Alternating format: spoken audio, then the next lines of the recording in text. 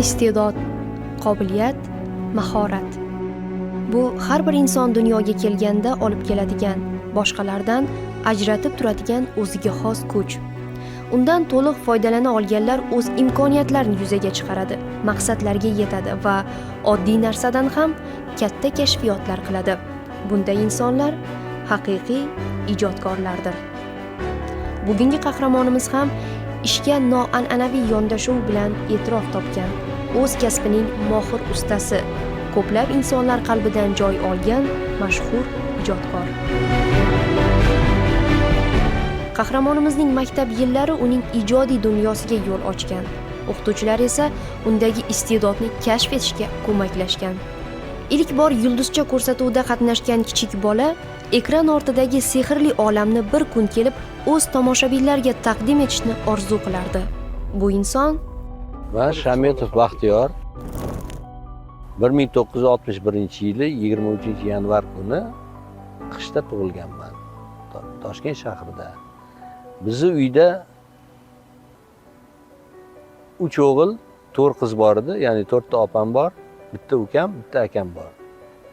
Mana shulardan faqatgina ukam tug'ruqxonada tug'ilgan, qolgan hammamiz uyda tug'ilganmiz. Bilmayman bu qanchalik ta'sir qilgan katta bo'lishimizda boshqa, lekin misol uchun tug'ruqxonada tug'ilgan ukam bilan uyda tug'ilgan aka, opalarim orasida bir qanaqa farqni sezmaymiz.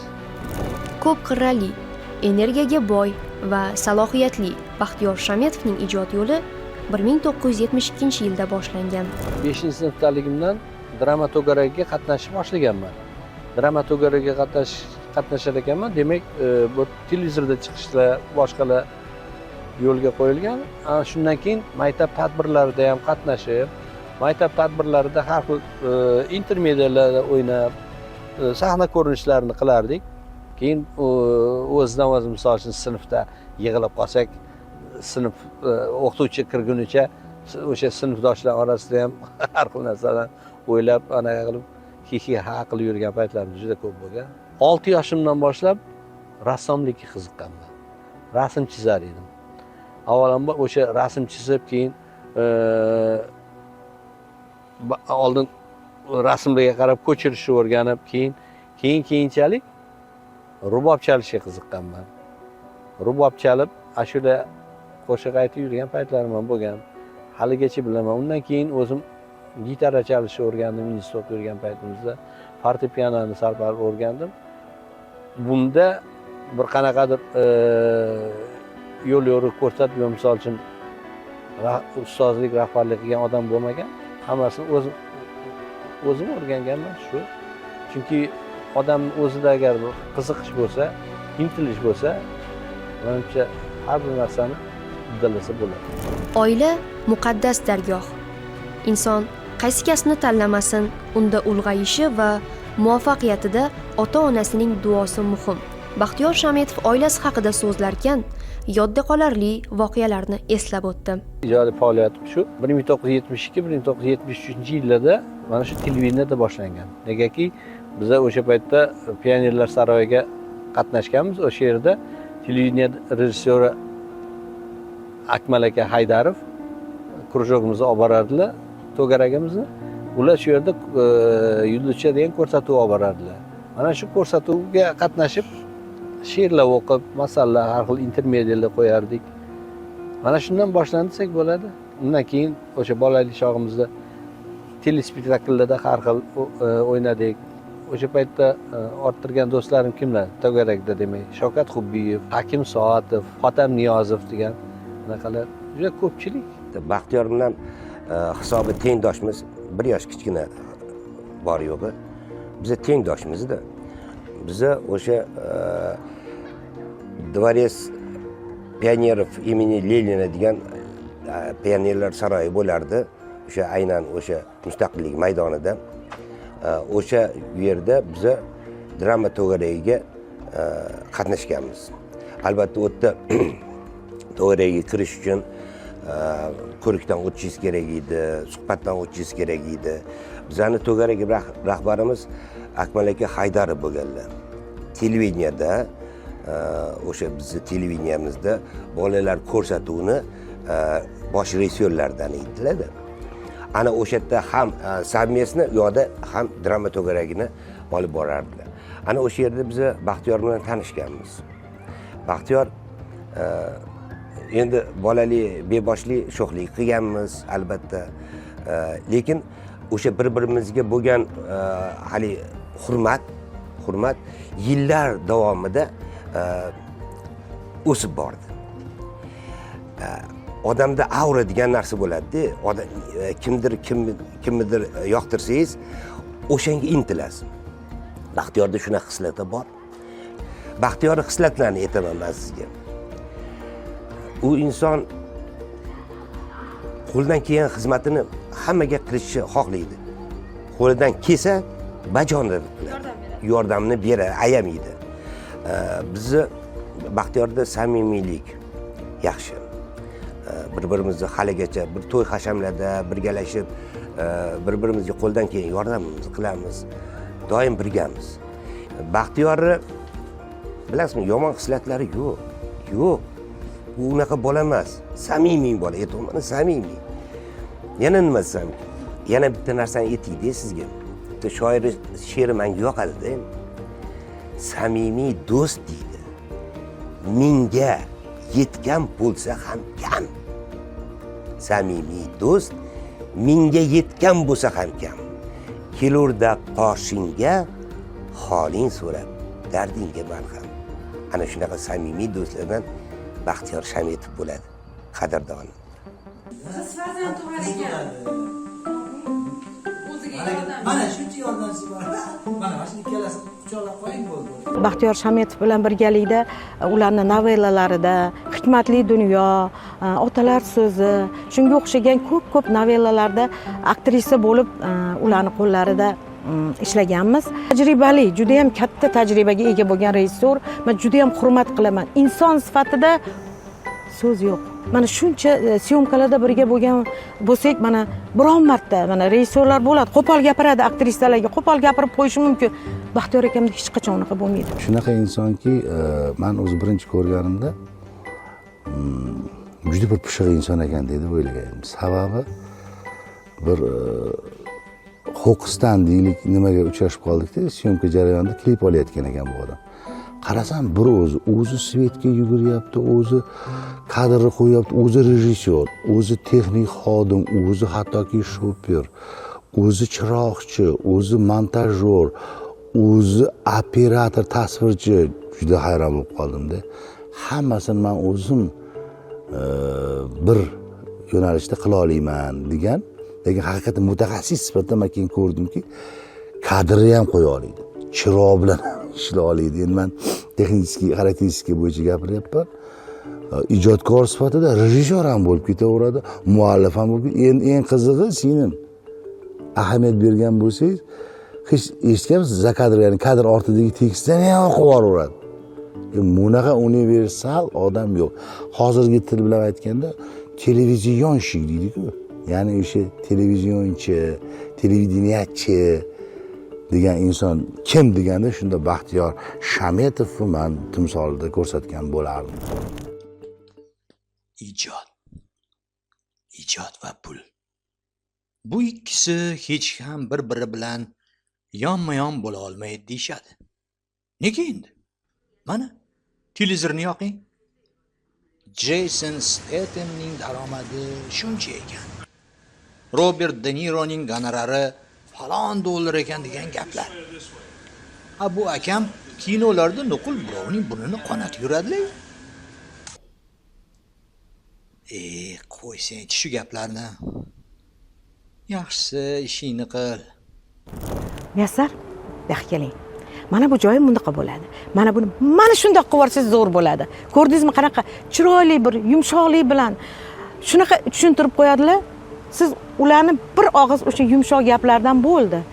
Ruhlanasizda shunaqa chiroyli ijro etib berasiz. Insoniy sifatida umuman gap yo'q. Bunaqa insonlar ko'p bo'lsin. Men juda ham hurmat qilaman. Ijodlariga omad tilayman. Juda ham texnikaga qiziqadi-da. Televideniyadagi yo'q montaj stollari, televideniyada yo'q kameralari, televideniyada yo'q chiroqlar, ko'p narsani o'zi uchun yig'ib qo'ygan insonda u. Bu inson san'atda yashaydigan inson, uni oilasi ham san'at, zo'r ijodkor. Ijodkorni jinnisi, kasali, yaxshi ma'nodagi jinnisi. O'zbek kino bilan biza dokumentalniy hujjatli film olayotgandik. Zamon va taqdirlar degan rukun ostida Iz degan Munojot Yo'lchiyeva to'g'risida film edi. Shunda menga GoPro kameralari kerak bo'lib qoldi. Uni operatorlar yaxshi biladi.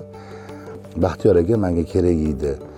Shunaqa yaxshi film boshlagan edim. Shunga berib tura olasizmi? Mayli dedilar. Shunga olib ketadigan bo'ldim. Kamerani ertalab tursam, Baxtiyor aka turibdi, qo'lda kamera, urgazdan osib olgan, chemodanini olgan. Ha, assalomu alaykum, yur bo'lsin desam, men ham ketolman dedi. Baxtiyor aka dedim, bu Sharashkina kontora emas. Bu O'zbekning o'zini smetasi bor, o'zini direktor kartinasi bo'ladi. Men uning ichiga sizni yo'l-kira xarajatlaringiz, sizni u yoqda turadigan xarajatlaringizni men ko'tara olmayman, chunki smetamda yo'q bu. Men sendan pul so'rayapmanmi? Men o'zim borib, o'zim shu syomka qilib berishim. Men qiziqib qoldim shu ssenariyga, shu filmga. Qarang o'zingizga, yonidan yo'l-kira qiladi, yonidan ovqatlanadi, yonidan gazing. Kimda o'yladim, yo'q, bu shu ishini fanati dedim. Yo'q dedim, u o'sha texnik GoPro'sini qizg'angandan birovga bermaslik uchun o'zi ketyapti deb o'yladim. Balki ikkalasi ham to'g'ridir. Erkaklar uchun eng murakkab bo'lmagan taom, ya'ni tuxum qovurish ayni paytda dissertatsiya yoqlash bilan barobarday ekaniga guvoh bo'ldik. Umrida birinchi bor gaz plitasi oldida kapkir bilan turgan Akmaljon Ibragimov uchun bunday quymoq tayyorlash Fellini darajasidagi asar yaratish bilan barobar. Prodyuserimiz Rustam Jamilovning birinchi urinishlari sal omadsizroq chiqqan bo'lsa-da, ikkinchi raundda ular yaxshi natija ko'rsatdilar. Qorinlar to'q, ijodiy guruh har doimgidek ishga tayyor. Demak, nacheli boshladik. Baxtiyor aka bilan bir nechta seriallarda ishlaganmiz. Mana shu soniyada hozir eslayapman. Avvalambor men har gal ijodkori birinchi o'rinda inson sifatida qabul qilaman. Biz aktrisalarga, aktyorlarga juda mehribon, shirin so'z, kayfiyati ko'tarib beradigan shunaqa vaziyatlar bo'lardiki, bundoq chetdan kuzatgan paytlari ham bo'lganda, Rahnaxon, bugun kayfiyatingiz yo'qmi? Oilangiz tinchmi? Endi bilasizmi, ayol kishiga ko'p narsa kerak emas, endi shu qayg'uradigan jihatlari ham bor edi. Endi ishga bo'lgan munosabatlari avvalambor operator sifatida ishlaganman bu odam bilan. Mumkin qadar uzr-xosyumka jarayonlar bo'lib o'tyapti. Hozir ketyapman. Va bilasizmi, kadri ham qo'yishib borda. Operator har bir aktrisani yutuqli, nuqsonlarini his qilish kerak. Va bu shunaqa operatorlardan biriki, kelib sekin menga o'zimga tanqidiy tarafdan sekingina tushuntirib, bunaqa harakatlarni qilmang, yuziga to'g'ri kelmayapti. Ya'ni как aka sifatida, operator sifatida, ijodkor sifatida chiroyli bir tanqidiy ham gapirib qo'yardilar va bu jihatlarini juda ham men qadrlardim. Bitta Baxtiyor Shamitovgina menga tanbeh bera oladi. Shuni hamma o'sha ijodiy guruhimiz, bizning komandamiz hammasi biladi. Bir kun oddiy misol, kadr qo'yilgan, ikkita kameradan, uchta kameradan monitorlar turibdi. Anvarxon operatorim, bu yoqda Baxtiyor akam turibdi. Baqiryapman. Anvarxon, fokus ol, fokus ol. Baqiryapman, bu yoqda Anvarxon, fokus bor, bo'z deydi, fokus olganman deydi. Shu payt Baxtiyor aka bitta bas keldi-da. Baxtiyor akam keldi-da oldimga de. Achkisini oldi, o'zining peshanasida achkidagi choldi, chunki achki taqat. Achkisini bundoq yechdi, menga bundoq taqdi. Qani endi monitoringga qarachadi. Bundoq qarasam, fokus joyiga keldi. Sen bolalarni urishurmagan. Seni o'zingni ko'zingni fokusi ketgan. Bolalar fokus olib turibdi. Achki taqqan, choldi degan menga. Har birimizga yo'l ko'rsatgan, to'g'ri yo'lni o'rgatgan inson ustozdir. Qahramonimizning talabalik yillari ham o'ziga xos bo'lgan. Oliygohdagi ustozlarning nazariy bilimlari va hayotiy tajribasi Baxtiyor Shametov ijodiy faoliyatida yo'l yo'riq vazifasini o'tadi. Onam umuman ishlamagan. Otam mana men esimni tanigan bo'lsam, o'sha 67-yillar deylik, mana 66-yil yer qimirlaganda esimda, misol devorimiz tirsa yorilib ketganlari boshqa. Otam bir o'zlari bolalar katta bo'lgunicha o'zlari katta qilganlar, o'shaning uchun ular bir qanaqadir moddiy taraflama foyda keltiradigan tarafini ko'proq o'ylardilar-da. Masalan, men o'sha krujokka qatnashganimda bizga 5 so'mdan yozib berishardi har bir ko'rsatuvga. 4 so'm 94 tiyindan uyga kelardi pashnovoy. Ana o'shanda dadamni ko'zlaridan yosh chiqqani esimda. Chunki ular 36 so'm pensiya olardilar. Meni har hafta 4 so'm 94 tiyindan kelganda 20 so'm ishlashim ular uchun bir qanaqadir katta natija bo'lganda. Shunday kichkina bolani qo'lidan shunaqa ishlar kelar ekan deb ko'zlaridan sal yosh chiqqan paytlari bo'lgan. Kichik loyihalardan boshlangan ijod yo'li davomida Baxtiyor aka har bir sahna va kadrning sir asrorini tushunib bordi. Qat'iyat, izlanish va orzular uni katta loyihalar sari yetakladi. 1-oktyabr 1984-yildan boshlaydigan bo'lsak, agar men televideniyaga ishga kelgan kunim u. Shundan boshlanadi. Endi agar keng miqyosda oladigan bo'lsak, bu albatta ustozlar va murabbiylar kuni deb e'lon qilingan. Albatta bu o'rinda maktabda, umuman o'sha to'garakda, institutda bizga tahsil bergan ustozlarimizni eslab o'tmasak bo'lmaydi albatta. Boyagi aytgandek Akmal Haydarov to'garagimiz boshlig'i, maktabimizda bizni o'qitgan Nur opa, Hur opa deganlar bo'lardi. Nina Romanovna, institutda Turesh Alnazarich katta dars bergan bizga. Yuriy Armaysich Bagdasarov, ular ham rejissuradan, aktyorlik mahoratidan kelgan. Habiba Akbarova, Marina Rimona degan nomlarlar bo'lgan. Ana o'shalarni bergan o'gitlaridan tahsil olib, ancha-muncha aktyorlik mahorati bo'yicha nimaga o'tdik. Ustoz o'zida bor mehrini, bilimini, boshqasini sizga berishga harakat qiladi-da. O'sha bilimni, o'sha ustoz bermoqchi bo'lgan narsani ola bilish sizga o'zingizga bog'liq ekan ko'proq. Ularni demak ko'proq bizani endi 17-18 yosh paytimizga qaramasdan 1-2 yil ichida baribir qanaqadir mutaxassisga aylanishimizni nazarda tutib, juda balandparvoz bo'lib chiqmasin, lekin o'zi bilan teng qatorda ko'rib, gaplashib, ana o'sha kasbni o'rgatishi, ana o'sha tomonlari yoqardi menga. Ayniqsa o'sha Alnazarov nomlarda shunaqa nimasi bor edi. Bizga bir qanaqadir yosh bolaga qaraganda qaralmasdi. Ularning maqsadi ham shu ediki, ana o'sha qo'l ostida o'qiyotgan studentlarni, talabalarni mana shu yo'nalish bo'yicha bir barkamol mutaxassis qilib yetishtirish ularni oldiga qo'yilgan vazifa edi. Ustoz shogird an'anasi ijod olamining asosiy poydevori. Qahramonimiz ustozlaridan olgan bilim va tajribasini o'z shogirdlariga berishga intilmoqda. Yosh ijodkorlarga maslahat beradi, yo'l ko'rsatadi, eng muhimi ularda ishonch uyg'otadi. Shogirdlar uni faqat rejissyor emas, balki hayot maktabini o'rgatgan tajribali inson sifatida ta'riflaydi. Baxtiyor aka Shametovni otam deb saqlab qo'yganman telefonimga, chunki chindan menga aynan ijod yo'lida, televideniya sohasida otalik qilganlar, ustozlik qilganlar, buning uchun avvalambor ularga kattadan katta minnatdorchiligimni izhor qilaman. Aytib adog'iga yeta olmaydigan katta bir maktabni menga ko'rsatganlar desam xato bo'lmaydi. Baxtiyor aka noprofessionallikni umuman hazm qila olmaydilar. Mana shu yo'ldan boraylik ustoz, tezroq bitadi ishimiz, bir kunda tasvirga olamiz, ertasi kuni efirga beramiz. Keling ustoz, shu yo'ldan bora qolaylik. Yo'q. Agar senga o'sha yo'l kerak bo'lsa, boshqalar bilan ishlayver yoki o'zing ishlayver. 3 kun, 4 kun bo'lsa ham o'sha bitta maqsad uchun men ishlayman deydilar. Mana shu shijoat uchun ularga kattakon rahmat aytaman. Chunki soxta ish qilishni boshlasang, shunga o'rganib qolasan. Chunki soxta yo'l bu oson yo'l. Hech qachon oson yo'lni tanlamagin. Toza, sifatli, mayli ozroq qilgin, ozroq ishlagin, lekin chiroyli, sifatli, kimlarnidir esda qoladigan, qalbidan o'rin oladigan ishlar, mahsulotlar qilgin deb o'rgatib kelganlar.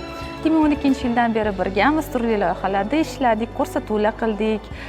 So'nggi vaqtlarda novellalar ustida ishlayapmiz. Baxtiyor Shametovni ishga kelgan kunimdan beri taniyman desam bo'ladi. İlk uchrashuvimiz juda ajoyib bo'lgan. Ya'ni men ishga kirib shu rejissyorlar xonasi bo'lardi u payt. Hamma rejissyorlar, endi hozir ham bor, shu hamma rejissyorlar bitta xonada o'tirishardi, kirib bu Akmal, bu Baxtiyor tanishtirishgan, keyin savollar tutishgan. Shunda Baxtiyor akani o'ziga xosligi bir ajoyib savollar berardilar. Menga bunaqa savol beryaptilar, ishga nima taalluqli joyi bor desam, shu demak nimadir taalluqli joyi bor ekanki, u savollarni hozir aytolmayman, sir bo'lib qola qolsin. Mana shuncha yildan beri birga ishlab kelyapmiz. Baxtiyor aka rejissyorlar orasida nima desam bo'ladi, bir hamma narsani o'zi qiladigan rejissyor desa bo'ladi-da bu inson.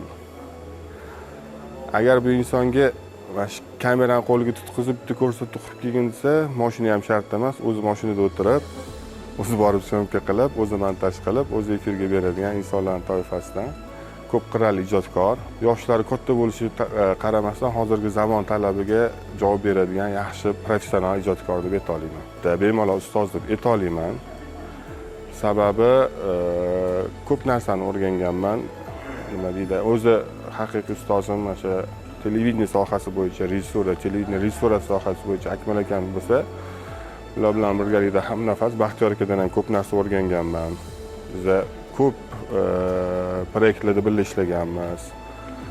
O'sha nima deydi, seriallarda ham, novellalarda ham, ko'rsatuvlarda ham, katta bayram dasturlarida ham ko'p birga ishlaganmiz. Nima deydi, bemalol ustoz deb ayta olaman. Sababi aytganimdek, universal, ko'p qirrali, professional ijodkor. Yana ko'klam eshik qoqmoqda. Ona zamin bag'riga ajib bir iliqlik yugurgan. Hademay butun borliq uyg'onish, yangilanish shavqi bilan to'lib toshadi. Mirishkor bobon hozirdanoq mo'l hosilga tamal toshi qo'ymoqqa chog'langan. Zotan qachonlardir u barpo etgan mevali bog'lar hamisha parvarishga ehtiyoj sezadi. Baxtiyor Shametov ustoz. Hayotda ham ustozlar. Baxtiyor Shametov professional rejissyor. Baxtiyor Shametov nima desam, serqirra ijodkor. Har tomonlama syomka ham qiladilar, operatorlar ham qilib ketadilar, mualliflar ham qiladilar. Kerak bo'lsa hamma jabhadan oladilar shu sohamiz bo'yicha. Ish tomondan u meni ishim emas, men lozimga to'g'ri kelmaydi, kirmaydi degan narsalarni o'zlariga qabul qilmaydi.